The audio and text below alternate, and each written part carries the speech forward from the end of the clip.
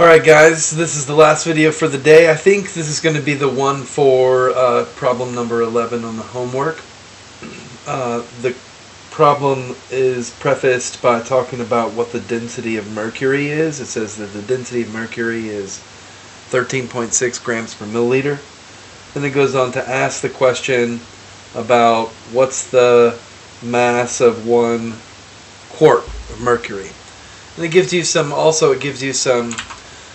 equalities. It says 1 pound equals 454 grams, and it gives you that there are 4 quarts and 3.7854 liters.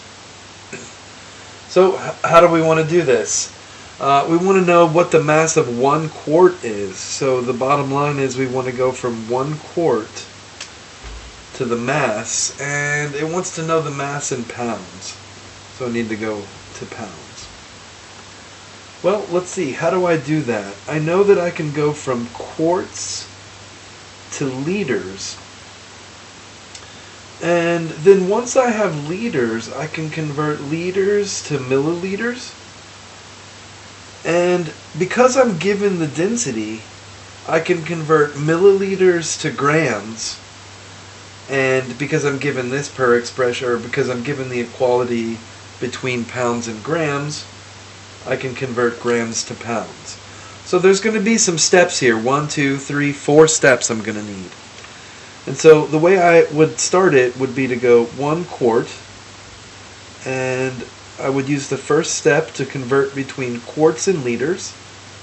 I know that 4 quarts is 3.7854 liters. Then the next step converts between liters and milliliters. I know that 10 to the minus 3 liters is 1 milliliter.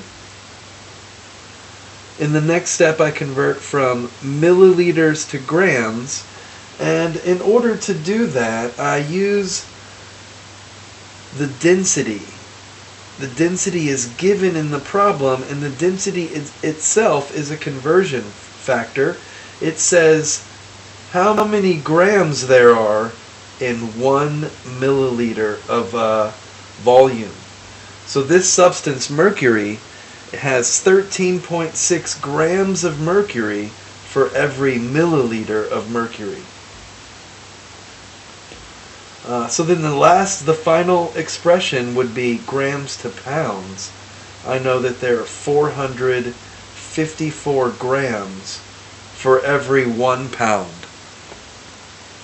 The rest is the math work, and so I would get out my calculator and I would go 1 times 3.7554 times 13.6 divided by 4 divided by 10 to the negative third divided by 454. And I get 28.12 pounds.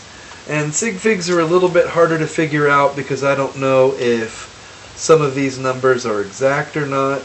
I'm not quite sure if this is exact. This one doesn't look exact. This one seems like it has to be exact, otherwise it's just going to be 1 sig fig.